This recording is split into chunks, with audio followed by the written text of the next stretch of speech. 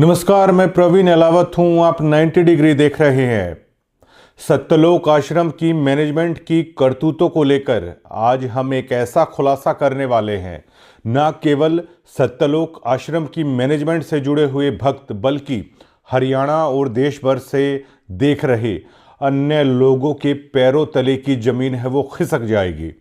आप सभी ने सुना है कि कबीर जी का एक दोहा है कि साईं इतना दीजिए जामे कुटुंब समाए, मैं भी भूखा ना रहूं साधु भी भूखा ना जाए। लेकिन सत्यलोक मैनेजमेंट की कारगुजारियां ऐसी हैं कि भूखा रहना पड़ रहा है सत्यलोक आश्रम से जुड़े हुए लोगों को। ये पूरा मामला है हिसार, जिला हिसार, हरियाणा के आदमपुर से चुली खुर्द कोई गांव है और वहां से साधु दास नाम के भगत से जुड़ा हुआ मामला है। और 15 जनवरी 2014 से ये भक्त है संत रामपाल जी महाराज से जुड़े थे और 17/10/2025 को इनके घर में शॉर्ट सर्किट से आग लग गई थी। पूरा का पूरा सामान जलकर तबाह हो गया। स्क्रीन पर आप देख पाएंगे कि किस कदर पहले गुलजार था घर और बाद में पूरा का पूरा घर तहस नहस हो गया। सत्यलोक आश्रम की तरफ से वहां पर उनके तनखैया पत्रकार भी आए थे।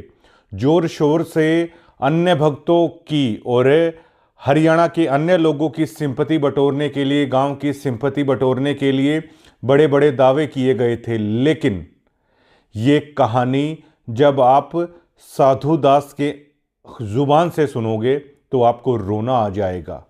1000, 2000, 3000, 5000 करोड़ रुपए के बांटने के दावे करने वाली सत्यलोक आश्रम ने इस दुख की घड़ी में संत रामपाल जी महाराज के परम भक्त के साथ जो किया है उसको लेकर आप यकीन नहीं कर पाओगे। और सत्यलोक आश्रम की तरफ से जो दावा किया जा रहा है कि हम गुरुजी के आदेशों का पालन करते हैं, गुरुजी के आदेशों के बिना मैनेजमेंट में एक पत्ता तक नहीं हिलता।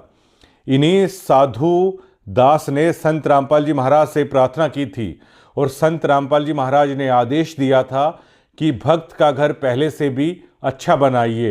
लेकिन मैनेजमेंट की कारगुजारी ऐसी थी, सतगुरु रामपाल जी महाराज के आदेशों को ताक पर रख कर धर दिया और ज्यों का त्यों साधुराम अपने गमों को, अपनी दुख तकलीफ़ों को बताए तो किसके आगे बताए।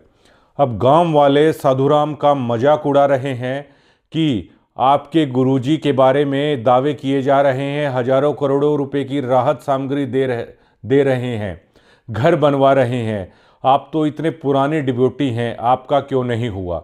ये बताते हुए फ़ोन पर साधु दास है वो रो पड़ते हैं। अभी कुछ ही देर के बाद है हम उनको फ़ोन करेंगे और वो बातचीत को आप सुनना। क्या साधु दास का यही कसूर है कि वो संत रामपाल जी महाराज से जुड़ा, या साधु दास का ये कसूर है कि वो उस मैनेजमेंट से जुड़ गया जिसने उसके दुख, उसके दर्द में मुंह फेर लिया। आए आश्रम के तनखैये पत्रकार आए, लेकिन उस दर्द को केवल कैमरे में कैद किया, लोगों को दिखाया, झूठे आश्वासन दिए। आज वो वीडियो भी चैनल से डिलीट कर दी उन्होंने और साधुराम का दर्द आज ज्यों का त्यों है। वो दर्द आज नासूर बन चुका है और आप उन तस्वीरों को देख भी पा रहे हैं, वो वीडियोस भी हैं और आप स्क्रीन पे देख पाएंगे कि जो लाल धागे में लिपटे हुए ये 5 जो देख रहे हैं आप गोल गोल, जो सत्यलोक आश्रम से जुड़ा है वो इसे आसानी से समझ जाएगा कि पाठ जब करवाया जाता है तो नारियल के साथ ये चीज़ें दी जाती हैं। ये उस बात का सबूत है कि इन्होंने ज्योति के भी पैसे दिए, पाठ के भी पैसे दिए। स्क्रीन पे आप वो पर्चियाँ भी देख पाएंगे जो आश्रम की तरफ से दी जाती है। ये पर्ची नंबर 34887 पाठ सेवा 4/6/2023 को, नाम साधुदास, चूली खुर्द, हिसार, 15,000 रुपये। 21,000 रुपये का था, 15,000 इन्होंने जमा करा दिए थे और 11,000 रुपये बाद में दूसरी पर्ची में है। ऐसी ऐसी काफ़ी सारी पर्ची हैं, आप स्क्रीन में देख पा रहे हैं। ये पहली बार सत्यलोक आश्रम की कारगुजारियों का प्रूफ के साथ हम लोग दिखा रहे हैं और अब हम फोन मिलाते हैं।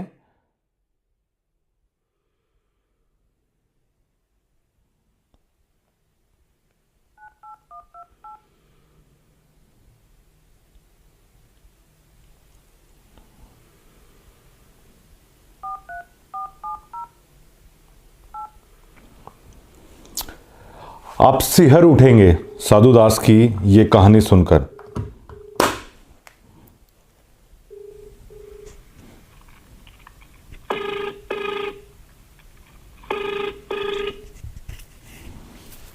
हेलो सत साहेब।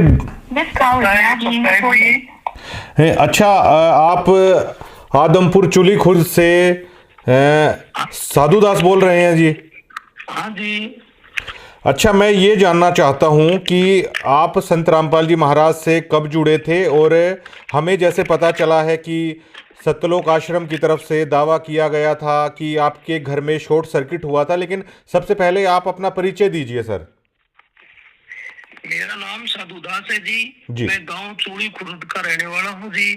जिला हिसार है जी, तहसील मंडी आदमपुर है जी। हमें जैसे पता चला है कि आपके घर में आग भी लगी थी। आप संत रामपाल जी महाराज से कब जुड़े? मैं जी संत रामपाल जी महाराज जी से जुड़ा था 2014 को, दूसरा महीना और 15 तारीख जी। आपने मतलब जो पाठ सेवा की और दान सेवा की जो पर्चियां दी हैं, इनमें कितनी सच्चाई है जो हमारे पास हैं? ये तो आपके सामने है जी। मैं आपको ये भी दिखाई हूँ, जो वो है ना गोल गोल गिंडी सी। हाँ जी, हाँ जी। उसका मेरे को नाम तो पता नहीं है जी, क्या होते हैं वो। हाँ, ये पाठ के दौरान शायद दी जाती हैं। हाँ, ये पाठ के दौरान दी जाती है जी। ये कुछ तो मेरे को पाई नहीं। और ये जो प्रसाद लाते हैं ना, पर्चियां उनको जमा करवाते हैं जी। तब ये इसमें देते हैं कुछ छुहारे, अखरोट, नारियल, ऐसा 2 किलो सामान देते हैं जी। इसका मतलब आप 2014 से जुड़े हैं, तो आप काफी पुराने भक्त हैं जो सतलोक आश्रम से जुड़े हैं सर। बहुत बहुत पुराने भक्त हैं जी। हम यहाँ, हमारा गांव चूड़ी खुर्द है, इसमें एरिया में कोई नहीं था जी जब आप जुड़े थे। हाँ, हमने बहुतों को जोड़े जी परमात्मा की दया से। आपने दान भी किया, आपने और लोगों को भी जोड़ा परमार्थ के रास्ते पे, परमात्मा के रास्ते पे। तो जो आपका घर जो ये पूरा जलकर राख हुआ, ये पूरा मामला क्या है सर? ये जी, मैं 17 तारीख और 10वां महीना, अपने पास एक टाटा एस है, मैं किसी भगत की बुकिंग पर गया था। और जो भगतपति है वो निबली में कुछ घर की सफाई कर लो जी। अपने मोटरसाइकिल थे 2 भीतर, तो मोटरसाइकिल बोली ये बाहर निकाल दो। तो मैं कहा जी रहने दे, किसी सफाई अपन के सफाई का करना, बोले काट दो, मेरा जी करे दिमाग कर लिए भाई। वो 2 मोटरसाइकिल बाहर काट दिए, और सामान कटवाने के लिए वो पड़ोसियों के पास, अपने जो साथ में घर है वहां गई हुई थी। और वहाँ एक लड़की है, अपने जो चाचा लगते हैं, जो धर्मा सारण है जी। तो वह बोली के भाभी जी मैं कटवा दूंगी, आप 2 मिनट में बैठ जाओ, मैं कपड़े धो लूं। तो पीछे से कोई शॉर्ट सर्किट से आग लग गई। वो वहां बैठी थी, मैं बुकिंग पर गया हुआ था। आग लगने के बाद पड़ोसी बाज के आए, बोला भक्तों क्या कर रहे हो भाई? का आपका धुआं लिखड़ा, घरे कोई आई नहीं। ये पड़ोसियों की जारी थी।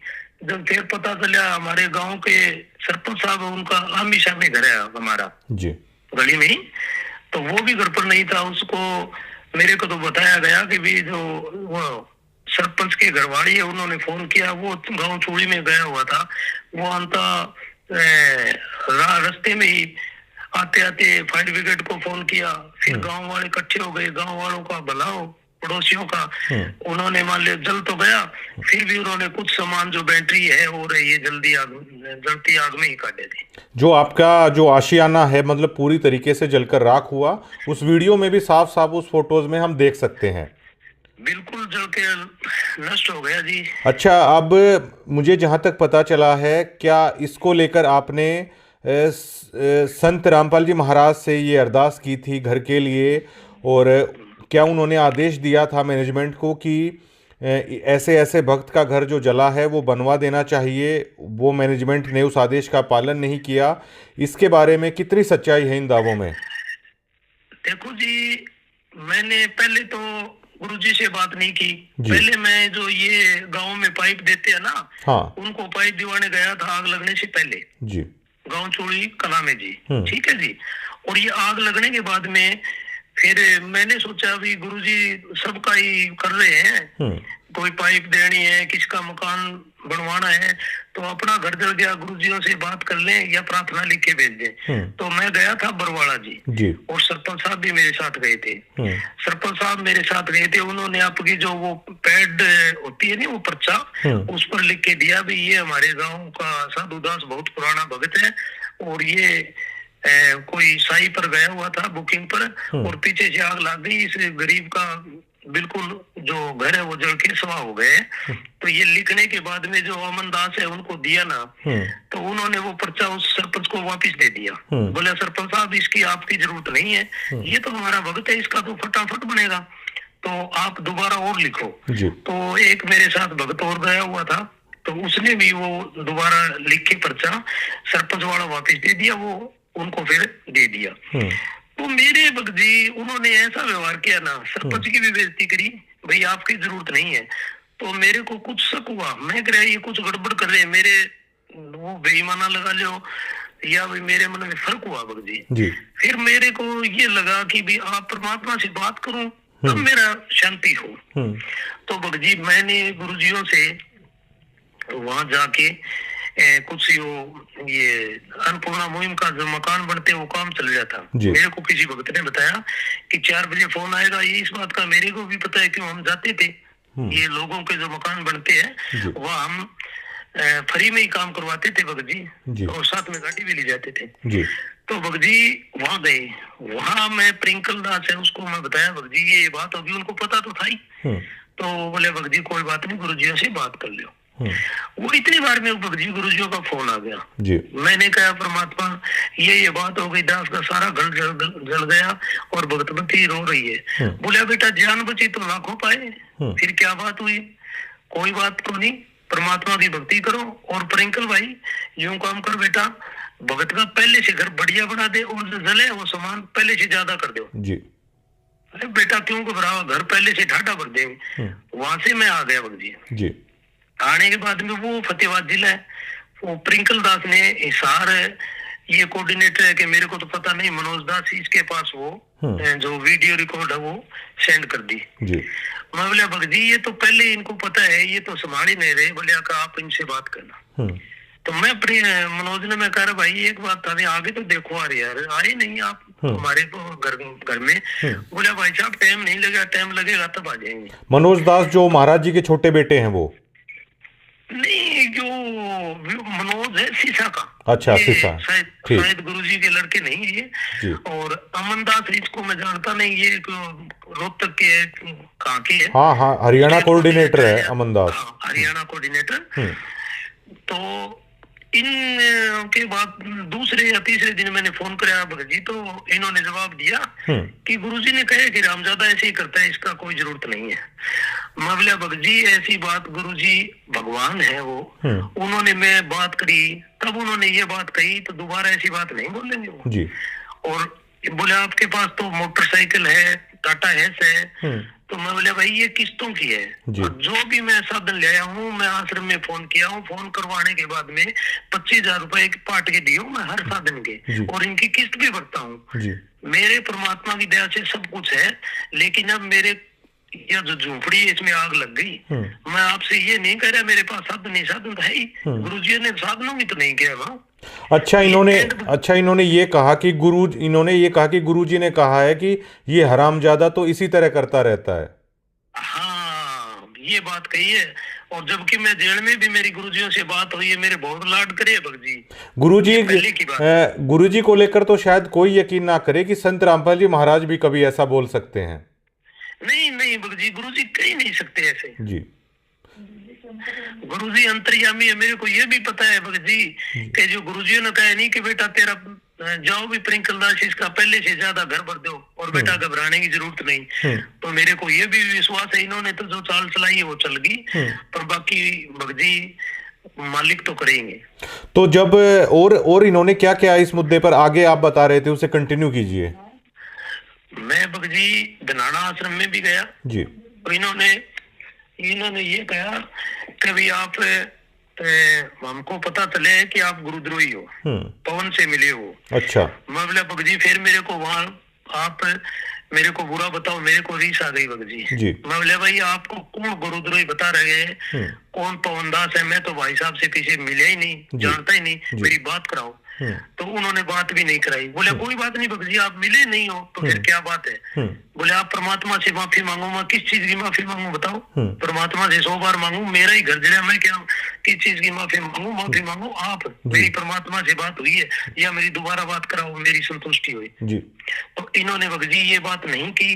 तो मैंने ये जो पर्चियों वाली दान वाली बात है, मैं आज तक हमारे गांव में आगे पता कर लो, किसी को नहीं बताई थी। मैंने तो ये जो शब्द लिया हूँ यही कहा हूँ कि ये परमात्मा संत रामपाल जी महाराज ने दिया। आज भी पूछोगे तो आपको गांव में एरिया में यही बताएंगे। तो मेरे को भगत जी इन्होंने यही शिक्षा दी थी कि भगत जी अगर आपने जो दान किया है, पहले की बात है, अगर जो यूं कह दिया मैंने दे दिया तो आपके सिर पर मार पड़ेगी, आपको यम के दूध पकड़ के ले जाएगी। मैं डरता बताता अपनी भगत जी ये आग लगी है नहीं जो मेरे को रीस आई है। माँ जी परमात्मा से ही बात करेंगे फिर, भाई मालिक आपने तो ये कहा था इसका घर बन जाए, तो आपका ये कहना नहीं माना तो मैंने आपकी दान वाली बात बता दी जी। तो इन्होंने जो सतगुरु महाराज का, आपके गुरु का जो आदेश था, उस आदेशों की भी मैनेजमेंट ने धज्जियां उड़ा कर रख दी। बिल्कुल धज्जियां उड़ा दी जी। और जी बताइए। और ये एक चीज की और मेरे को धमकी दे रहे थे जी। बोलिए आपकी नो एंट्री हो जाएगी, पीड़ा पर्चा आ जाएगा। तो मैं कहा साधु दास एक गरीब घर में जन्म जरूर लिए, भगत जी आपकी धमकियों से डरने वाला नहीं है। एक बार मरना है, एक बार जीवन मिलता है, कोई दिक्कत नहीं है। मेरा पीड़ा पर्चा तो 17 तारीख को आग लगी उसी दिन ही आ गया था जी। ठीक है। अच्छा ये बताइए आप, जो ये पीले पर्चे का बहुत सारा जिक्र होता है, ये पीले पर्चे का डर क्या है? जो मैं भक्तों के अंदर देखता हूँ बहुत डरते हैं पीले पर्चे के नाम पर। भगत जी मेरे को तो ऐसा लग रहा है भाई, आप वैसे राजनीति की बात नहीं करते जी। मेरे तो दिमाग में ये बात है, जैसे कोई सरकार के खिलाफ बोलता है वो तो होता है देशद्रोही। ठीक है जी, आपका हक मांगे। और इन्होंने ये एक षड्यंत्र बना रखा है कि इनके जो खिलाफ बोलेगा, इनकी कोई सच्चाई उजागर करेगा तो इन्होंने पीले पर्चे का डर बिठा रखा है जी। आपकी नो एंट्री हो जाएगी। उस नो एंट्री के बाद मतलब क्या फर्क पड़ता है आप लोगों पर? ये कहते हैं आश्रम में नहीं आने देंगे जी। अच्छा साधुदास जी, मुझे ये बताइए कि हरियाणा में हर कोई आदमी जानता है कि अगर एक आपके पास छोटा हाथी का बच्चा वगैरह आप चलाते हो क्या? हाँ जी, ये अपने किस्तों पर है। अच्छा किस्तों पर है। अच्छा ये बताइए कि हरियाणा में हर आदमी जानता है कि मतलब आप अपना दिहाड़ी मजदूरी एक तरीके से करके अपना पेट पाल रहे हैं।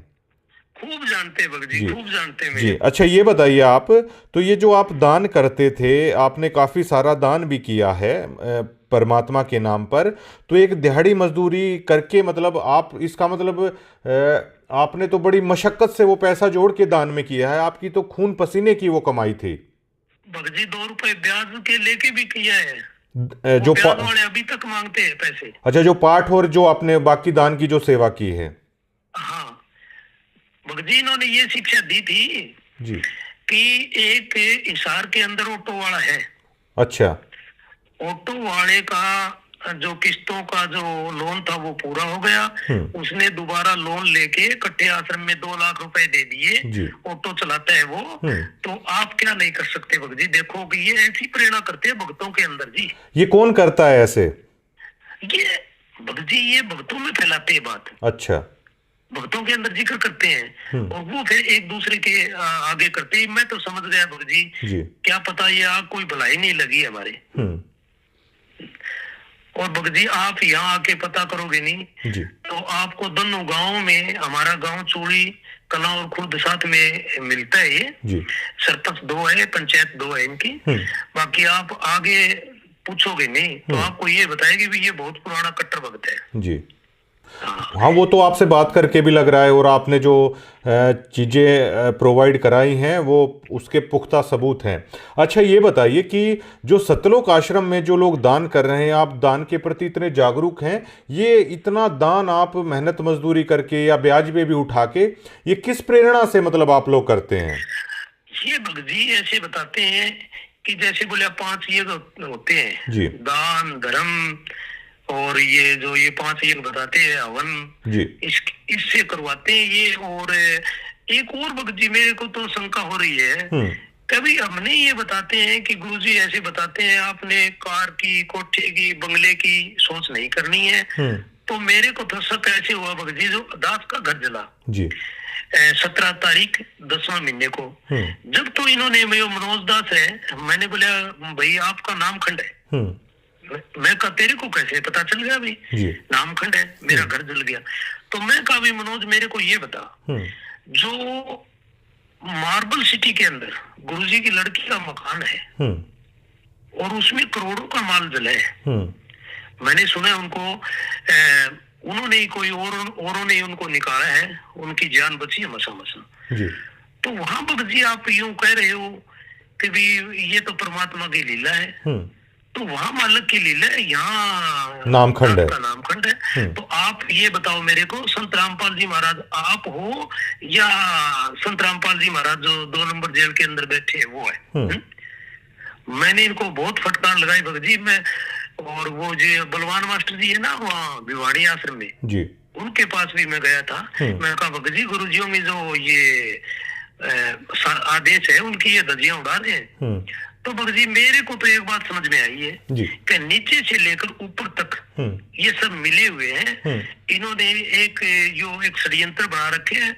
और मैं तो ये लिखता हूँ, मेरे आपको फेसबुक पे बहुत कमेंट पा जाएंगे, मैं कहता हूँ रे संगत वालों आपकी आंख खोलो, जो मेरे आस पड़ोस के जो भगत भाई है मंडी ब्लॉक में बहुत है, और जो मैं बात करी थी वहां भी 150 भगत थे, उनको ये पता है गुरुजियों ने आदेश दिए। मैं को इनसे ये तो पूछ लो संगत वालों से कि जो भगवान ने आदेश दिया था उसका क्या हुआ, और ये इनको पीले पर्चे का डर दिखा रखे।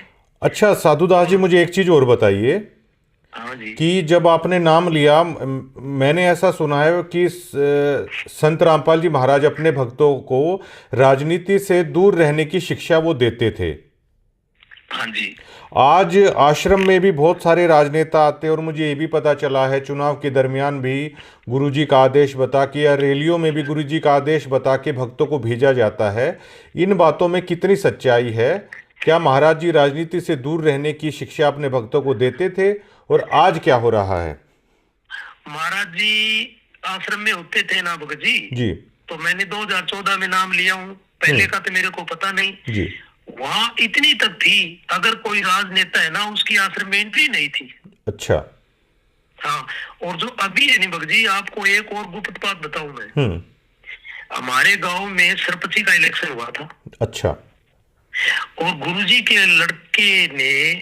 लड़के को वहाँ जो एक जेल वार्ड है हमारे गांव का है, उन्होंने कहा था कि आपके भगत है वहाँ जी, तो आप मेरा भाई खड़े हैं तो सरपंची के बारे में आप कह देना अभी वोट दे दे जी। तो ये मेरे पास फोन आया था इस हाथ से, और ये मेरे को आप कभी भी मान लो आप सामने कर लेना, ये मैनेजमेंट वाले जितने भी है मैं उनको सामने बता दूंगा ये बात जी। हाँ, और 2019 में कांग्रेस पार्टी के लिए इन्होंने पीला पर्चा निकाला था, और अभी के लिए ये जो बीजेपी का चुनाव था इन्हों को वोट दिवाए थे भगत जी।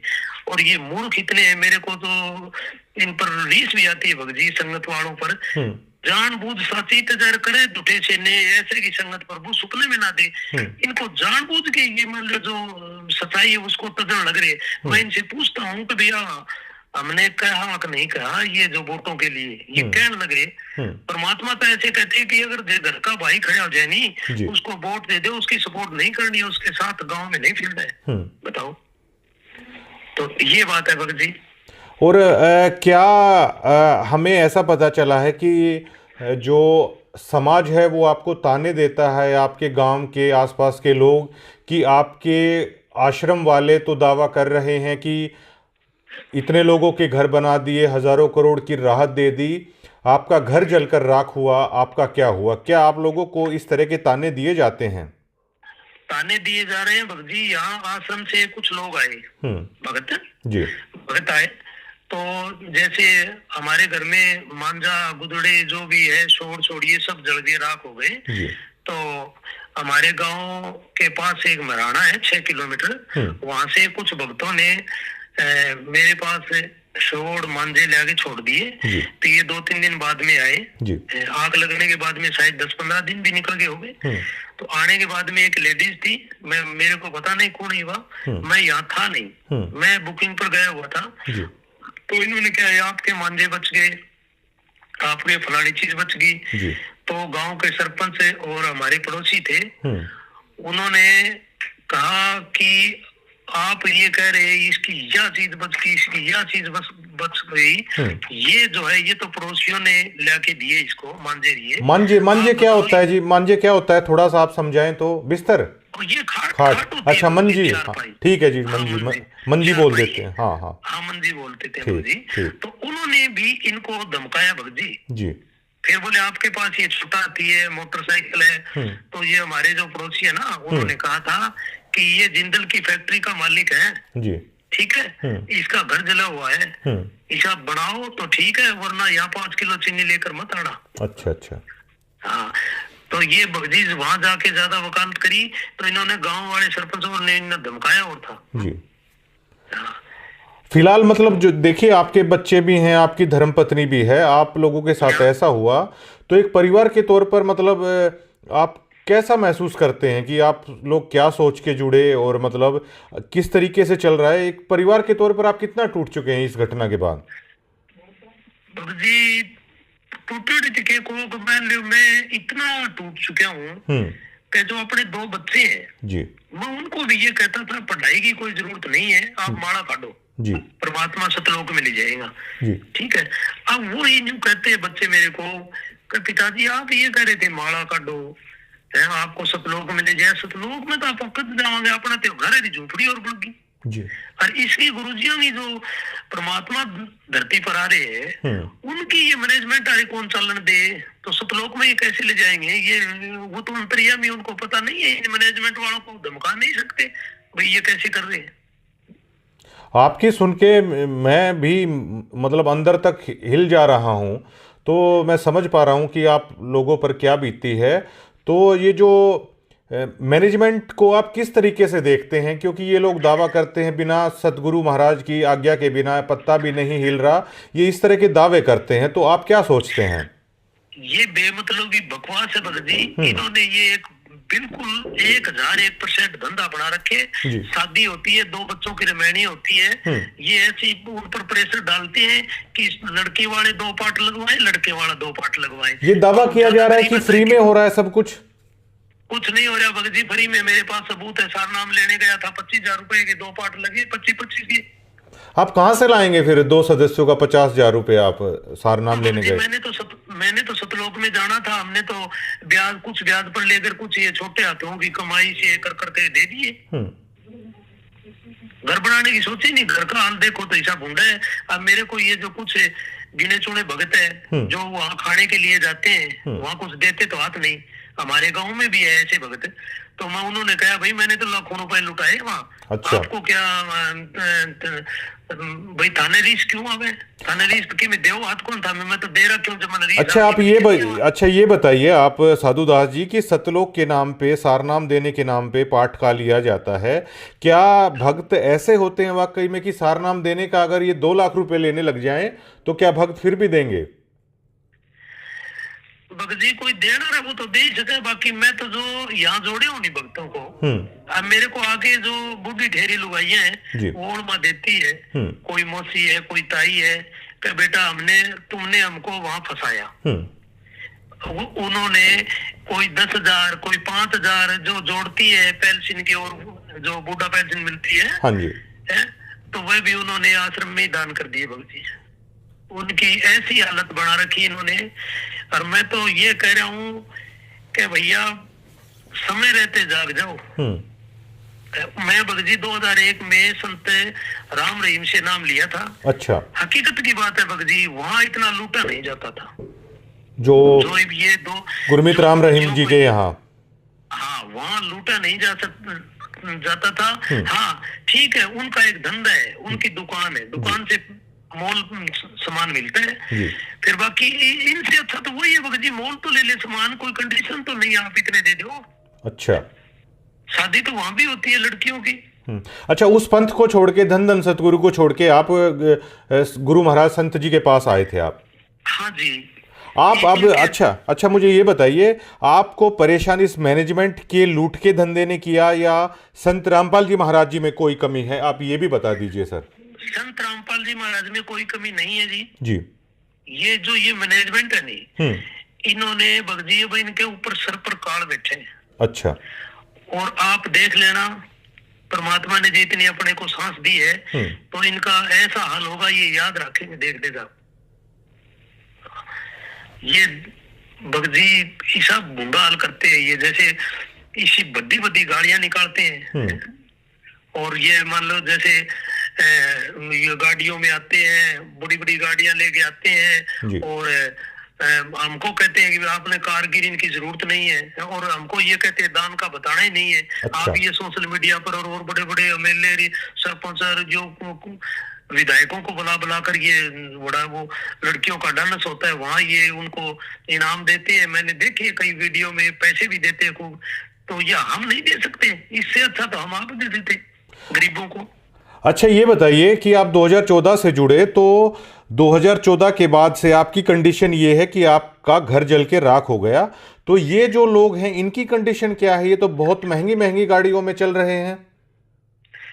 कंडीशन क्या है बगजी? मैंने आपको गुरुजियों की लड़की का मकाम बताया।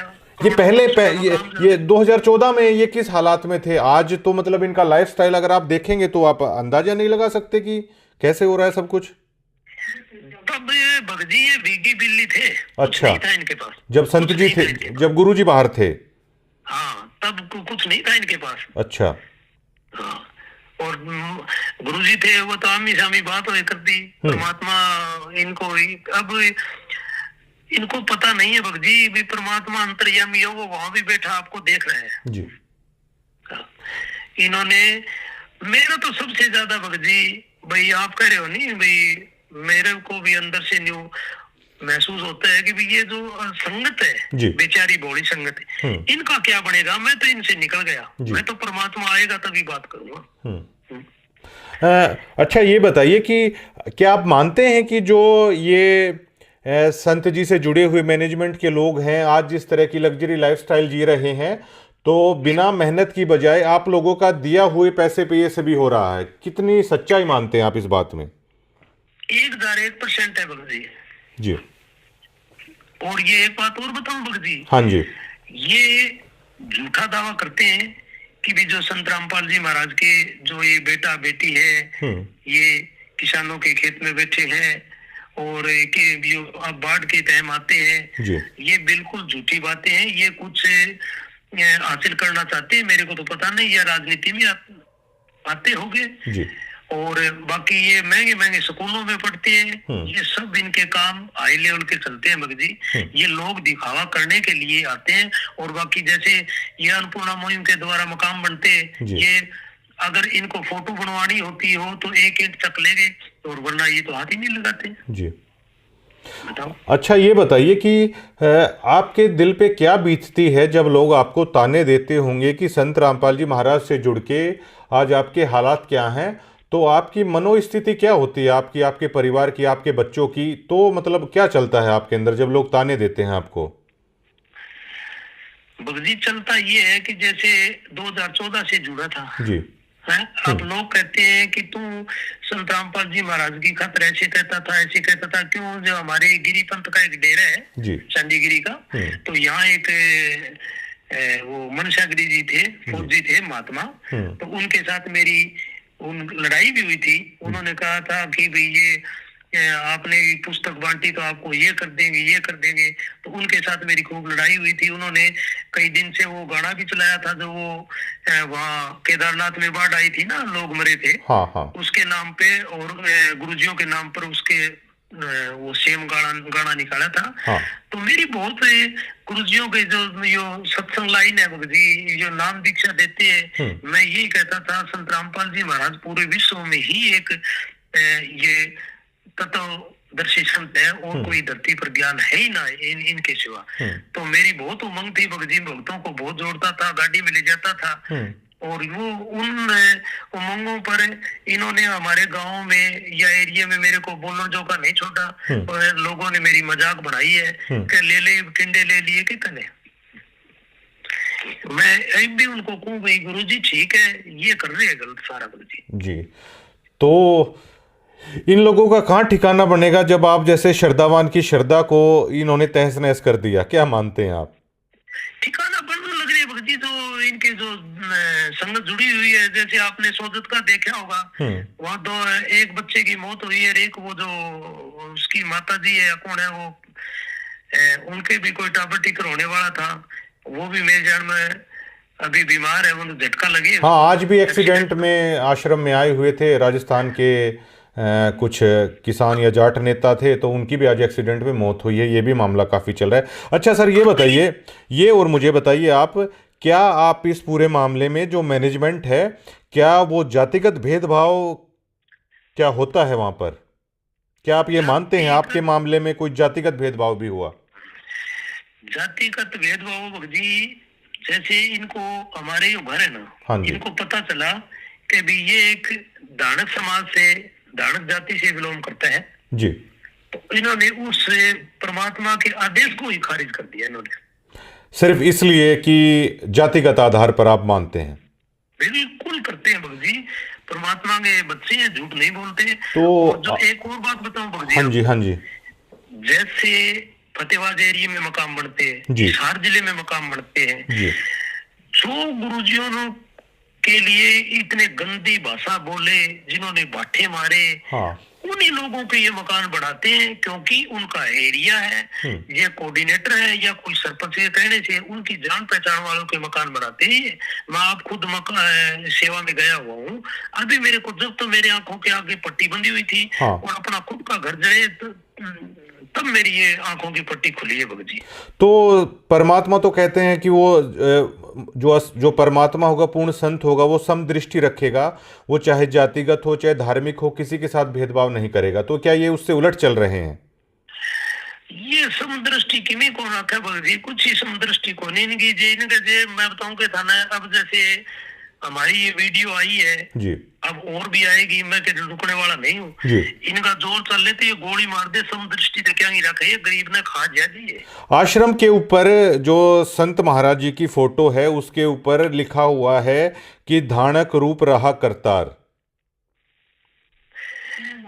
जी, ये जो परमात्मा है नहीं, उस पर तो लिख रखे ये धानक रूप रहा करतार। हाँ, ये ऐसा नहीं मानते हैं। ये जो पहले हमने अंग्रेजों का जो वो राज था, ये मुगलों का बोलते हैं ना, ये उससे गए गुजरे हैं ये लोग, जो मैनेजमेंट वाले हैं। हाँ, ये उनसे भी गए गुजरे हैं। मैं तो अब इनको मिलाकर देखे नहीं तो इनसे जो अंग्रेज लोग थे ना, वो बहुत अच्छे थे। ये सुनने में है, हमने तो देखा नहीं, पर बाकी जो ये मेरे साथ बीती है नहीं, मेरे को तो तब पता चलेगा। अच्छा सर, ये बताइए कि जो आज आपके साथ हमारी बातचीत हो रही है, अब आप बीती बता रहे हो, तो इसमें मैं समझ सकता हूँ कि मैं वीडियोस बना रहा हूँ, संपर्क हुआ, हम जानते नहीं एक दूसरे को। क्या इससे पहले आपने, क्या वहाँ के जो स्थानीय पत्रकार हैं, आपने किसी से ये आप बीती आपने क्या बताने की कोशिश की? बताइए जी, जो हमारे यहाँ रमेश ढाका है, यहाँ आया था। हाँ, रमेश ढाका आया था यहाँ, पत्रकारिता करके सारी चीज देख के गया था। वो आपके पास मैं वीडियो भी भेज दूंगा थोड़ी। और उनको ये जो आश्रम वाले हैं, उनको पैसा दे दिया और वो चीज को दबा दी, उनने अपने चैनल से डिलीट कर दी। अच्छा, जो वीडियोस आपकी बना के लेके गए थे? हाँ, बना के ले गए। उन्होंने कह दिया आश्रम वालों ने कि भाई ये वीडियो हटा दे, हमने कुछ देना लेना तो है ही नहीं जी। तो हाँ, उसको पैसा दिए, ये वक्त जी कुछ न कुछ दिए जी, जब वो गीत गाता फिरता है जी। तो आपका बहुत बहुत शुक्रिया, और जल्द ही एक वीडियो इंटरव्यू भी है आपके साथ, हम कोशिश करेंगे कि आपको मतलब वीडियो इंटरव्यू भी हम लोग करें। बिल्कुल भगत जी, परमात्मा की दया से गरीब घर में जरूर है, हाँ जी, पर हम डरने वाले नहीं है जी, मरना एक ही दिन है जी। और ठीक है, और मैंने आप जैसे भक्तों से ही सुना है कि संत वजन कभी खाली नहीं जाता। जो गुरु महाराज जी ने आपको कहा था कि वो घर पहले से भी बेटर होगा, तो हम भी भरोसा करते हैं कि उनका वचन खाली नहीं जाएगा। हाँ, उस दिन के बाद भगत जी मेरा काम 4 गुना चलता है। परमात्मा की दया से बैठे तो बड़े हुए मकाम में, ये फिर एक दम तो जी पूर्ति कैसे पूरी हुई, जी। फिर वो तो मालिक है। अच्छा सर, ये बताइए कि जो फिलहाल आश्रम के अंदर है, बहुत सारे लोगों के साथ ऐसा हो रहा है, मुझे बताया है लोगों ने, और जो नए जुड़ना चाहते हैं उनके लिए आप क्या मैसेज देना चाहेंगे कि उन्हें क्या करना चाहिए? क्योंकि देखिए, ये जोड़ लेते हैं उस पुस्तक के द्वारा, उस वाणी के द्वारा आदमी जुड़ता है कि हाँ, ये ज्ञान बिल्कुल ठीक है, लेकिन वो जाएगा तो इन्हीं के आश्रमों में। तो आप क्या कहना चाहते हैं? भगत जी परमात्मा की दया से मैं तो यही कहना चाहता हूँ कि यहाँ जो जुड़ेगा ना, वो अभी तो पहले तो ये बुला फुसला के जुड़ाएंगे, फिर उसको दान दत्ते की बात करेंगे जी उनको आपको ही पता चल जाएगा इनके पास कुछ नहीं है जी। मैं तो कोई इनके आश्रमों में जाऊं ही ना, मेरे को तो मेरे पर तो बीती है भगत जी। अब आप क्या संत रामपाल जी महाराज की भक्ति आपका परिवार करता है क्या? संत रामपाल जी महाराज की जो नियम बताए नहीं गुरु जी ने, वो नियमों पर है, और हम आश्रम में नहीं जाते भगत जी। अब वहाँ जो टुकड़ा खाते हैं नहीं, वो ही हमें बस ऐसे लगता है कि ये इस गरीब का दान दिया हुआ है। क्यों भगत जी, मैं 2014 में जाता था ना, तब नेपाल से राजस्थान से भगत आते थे, उनके 2-2 फुट की लंगोटी होती थी और पुराने कपड़े होते थे भगत जी, और फिर भी वह दान देते थे भगत जी। तभी मेरे को ये लग रहा है कभी यहाँ इनका अन्न खाना भी गलत है। जी जी जी। हाँ, इनका जो अन्न खावा नहीं वो ही गलत है। और मैं तो ये कहूँ भाई, गरीब संगत, जाग जाओ जाग जाओ जाग जाओ, ठीक रहोगे, नहीं मारे जाओगे। आप देख लो धनाड़ा आश्रम की, आप पीछे सी की बात है भगत जी, एक हिसार के पास एक गांव है, उसका लड़का गया हुआ था, 17-18 साल का, एक ही लड़का था, बीए में पढ़ता था वो, ठीक है भगत जी, और वहां दुर्घटना में मारा गया। तो परमात्मा तो ये कहते हैं ना कि भाई बाप से पहले बेटा नहीं मरता, तो इन्होंने मर्यादा सब भक्तों की खंड करवा रखी है जी, मर्यादा खंड करवा रखी है भगत जी, ऐसी मरण लग रही है भगत, और इनकी आंख कद खुलेगी पता नहीं मेरे को। बहुत बहुत शुक्रिया तमाम बातचीत करने के लिए जी हमारे साथ। ठीक है जी, सत साहिब जी।